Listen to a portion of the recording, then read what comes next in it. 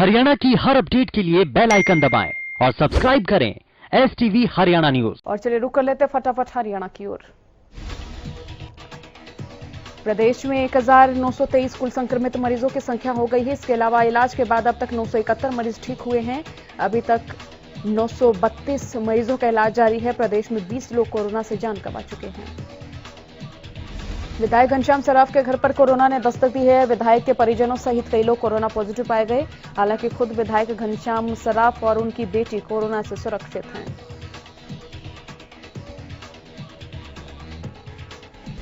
29 मई को विधायक घनश्याम सराफ के पीए सत्यनारायण के कोरोना पॉजिटिव मिलने के बाद विधायक, उनके परिजनों सहित घर पर काम करने वाले और संपर्क के 21 लोगों के सैंपल लिए गए थे, जिसको लेकर सीएमओ डॉक्टर जितेंद्र कादियान ने बताया था कि इनमें से 15 लोगों की रिपोर्ट पॉजिटिव मिली है,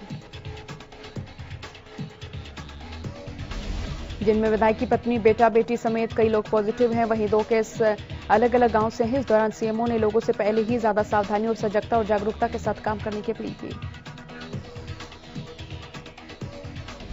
पंचकूला में क्वारंटीन किए गए अमेरिका से डिपोर्ट भारतीयों में 5 और युवक कोरोना पॉजिटिव पाए गए हैं। पंचकूला के सेक्टर 6 नागरिक अस्पताल के सीएमओ डॉक्टर जसजीत कौर ने पुष्टि की है। कोरोना टेस्ट की रिपोर्ट में कैथल अंबाला और करनाल निवासी 5 युवक कोरोना पॉजिटिव पाए गए।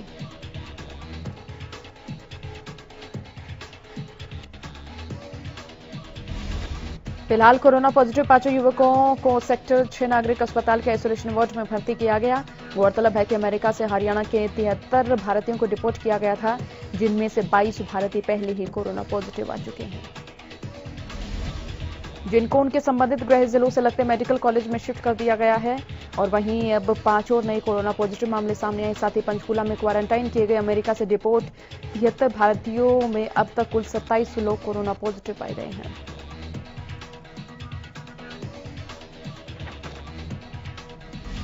करनाल में कोरोना के 2 नए मामले सामने आए हैं। इसके साथ ही जिले में कोरोना पॉजिटिव मरीजों की संख्या 50 हो गई।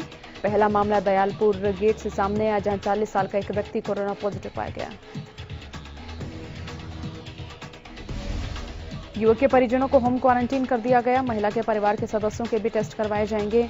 करनाल में कोरोना पॉजिटिव मरीजों की संख्या 50 हो गई। एक्टिव केस की संख्या 27 है और अब तक 22 लोग ठीक होकर घर जा चुके हैं।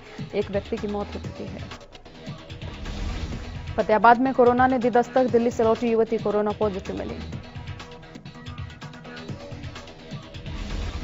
बता दें कि इनकी ट्रैवल हिस्ट्री रही है। स्वास्थ्य विभाग की ओर से सैंपलिंग की जा रही है और जिनकी रिपोर्ट पॉजिटिव आई है, रिपोर्ट आने के बाद स्वास्थ्य विभाग हरकत में आया और लोगों के घरों के आसपास कंटेनमेंट जोन बना दिया। साथ ही लगते इलाके को बफर जोन में क्वारंटीन किया गया।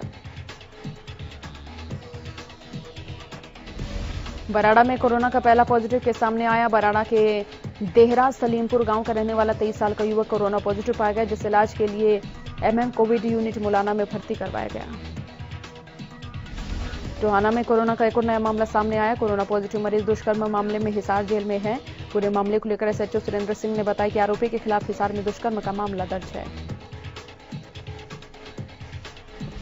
इसी को लेकर 27 मई को हिसार से महिला थाना की टीम आरोपी को पकड़ने के लिए टोहाना आई, जिसके बाद आरोपी का टेस्ट करवाया गया, जो कि पॉजिटिव निकला।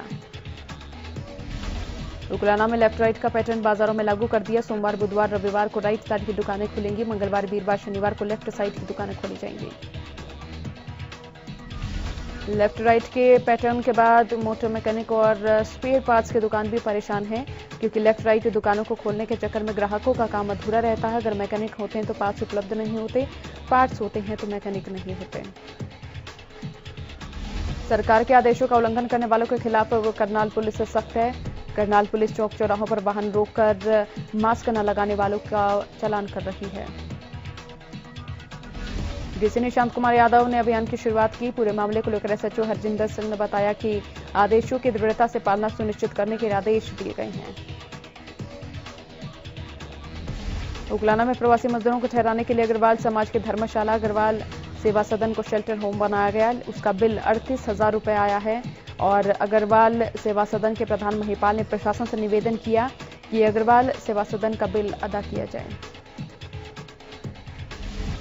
पूरे मामले को लेकर नगर पालिका सचिव संदीप गर्ग से बात की गई तो उन्होंने अजीबोगरीब तर्क दिया। उन्होंने इस बात की जानकारी मीडिया से होने की बात कही। हालांकि उन्होंने आश्वासन दिया कि वो उच्च अधिकारियों से बात करके मामले को निपटाने की कोशिश करेंगे।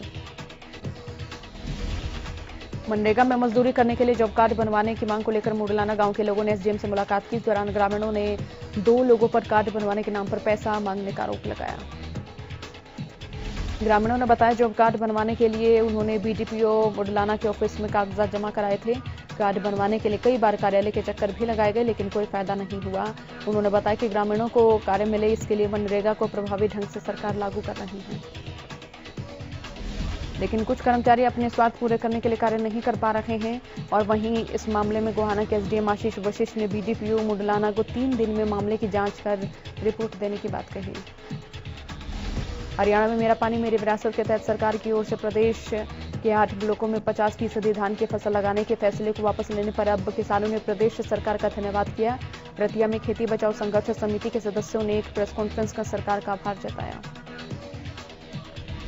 उन्होंने कहा प्रदेश सरकार ने जो किसानों के हित में फैसला लिया वो काफी सराहनीय है। खेती बचाओ संघर्ष समिति के अध्यक्ष जरनैल सिंह मलबारा ने कहा कि आज के दौर में किसान बेहाल है। रतिया एरिया बाढ़ग्रस्त होने पर धान और गन्ने के सिवाय कोई और फसल नहीं पैदा कर सकते, जिसको लेकर किसान धान लगाने को मजबूर थे। इस मौके पर उन्होंने किसानों को भी आह्वान किया कि बिना जरूरत के पानी की एक बूंद भी व्यर्थ न जाने दें। गोहाना में हुई बारिश ने मंडी प्रशासन की पोल खोल दी। बारिश से मंडी में खुला लाखों का क्विंटल गेहूं कट्टे में भीग गया। बता दें मंडी में सरकारी एजेंसियों हैफेड, फूड सप्लाई और एफसीआई की ओर से गेहूं खरीदा गया था, जो बारिश की भेंट चढ़ गया।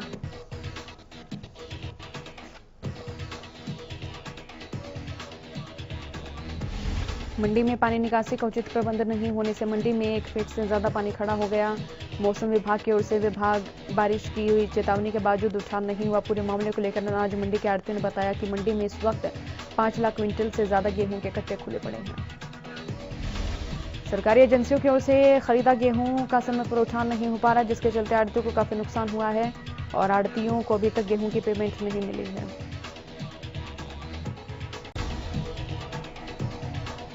पलवल में वन विभाग ने साल 2020 और 21 के बरसाती सीजन के लिए अभी से कमर कस ली है।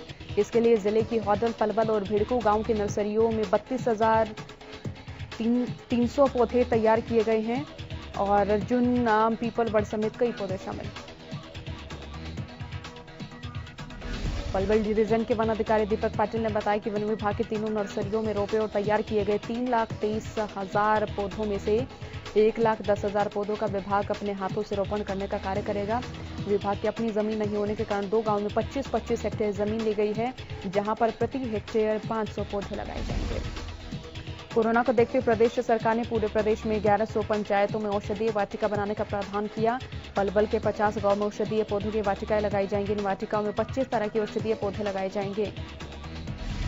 गोहाना में तेज बारिश से जहां लोगों को राहत मिली, तो वहीं किसानों के चेहरे भी खिल गए। किसानों का कहना है कि सब्जियों को इस बारिश से असर पड़ेगा, लेकिन देर रात बम्पर बारिश से दूसरी फसल को फायदा मिलेगा। धान की फसल का सीजन नजदीक है, ऐसे में अतिरिक्त बाजरा, जवार जैसी फसलों के लिए तेज बारिश वरदान साबित होगी।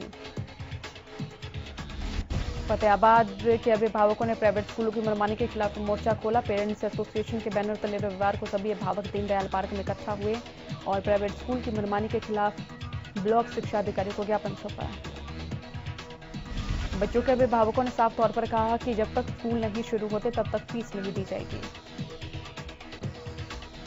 प्राइवेट स्कूलों के द्वारा लॉकडाउन के दौरान की फीस भी अभिभावकों से मांगी जा रही है। पेरेंट्स एसोसिएशन के पदाधिकारी गुलशन कुमार ने बताया कि प्राइवेट स्कूल लगातार अभिभावकों से फीस मांग रहे हैं। फरीदाबाद पुलिस की सुस्ती की वजह से एक परिवार अपना घर बार छोड़ने को मजबूर हुआ। दिल्ली से सटे सूरजकुंड थाना इलाके के पल्ला में जमीनी विवाद को लेकर पीड़ित परिवार ने उन्हीं के परिवार के कुछ सदस्यों ने मारपीट की, जिसमें पीड़ित परिवार के कई लोग जख्मी हो गए। ये घटना करीब 25 दिन पहले के मारपीट का वीडियो पीड़ित परिवार ने पुलिस को मुहैया करवाया और कार्रवाई की अपील की थी, लेकिन पुलिस ने कार्रवाई नहीं की और 8 दिन पहले दबंगों ने दोबारा हमला किया। पीड़ित परिवार ने फिर शिकायत की, लेकिन तब भी कोई कार्रवाई नहीं हुई। पुलिस की कार्रवाई करने से पीड़ित परिवार में लगातार भय बना हुआ है और घर बार छोड़ने की बात कर रहा है। इस मामले में पुलिस प्रवक्ता सूबे सिंह से बात की गई तो उन्होंने बताया कि मामला दर्ज किया गया, जांच की जा रही है। हालांकि जमीनी विवाद है, जांच में थोड़ा सा वक्त लग सकता है। पुलिस ने कैसे नटवरलाल को गिरफ्तार किया है, जो फर्जी थानेदार बनकर लूटपाट की घटना को अंजाम देता था। कृष्णनगर गामड़ी की एक महिला ने शिकायत दी थी कि उसका पति कुरुक्षेत्र रेलवे स्टेशन पर सफाई का काम करता है। उसकी मुलाकात सतीश कुमार से हुई, जिसने अपने आप को रेलवे थाना प्रभारी बताकर उनके साथ लूटपाट की। फिलहाल फर्जी एसएचओ की असली पुलिस ने गिरफ्तारी की है और लूट का सामान भी बरामद किया है।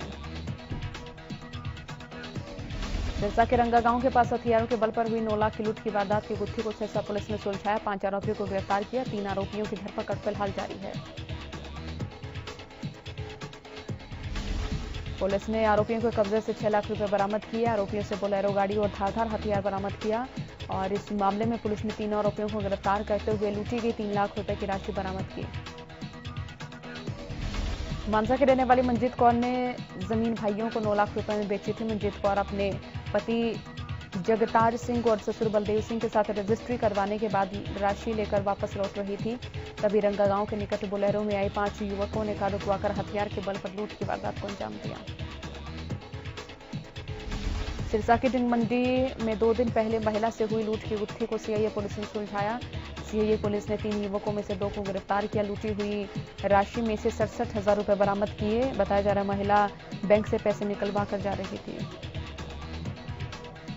उसी दौरान तीनों युवकों ने महिला से लूटपाट की वारदात को अंजाम दिया। पुलिस आरोपी की तलाश में जुटी हुई है। रोहतक के सेक्टर 2 में एक महिला की हत्या करने का सनसनीखेज मामला सामने आया। महिला का शव निजी स्कूल में मिला। बताया जा रहा है कि महिला गुजरात की रहने वाली है। 1 सप्ताह पहले स्कूल के प्रिंसिपल ने महिला को स्कूल में रखा था और फिलहाल मामले में युवक को गिरफ्तार किया है। कुरुक्षेत्र के पिपली चिड़ियाघर में शेरनी साक्षी ने 3 शावकों को जन्म दिया।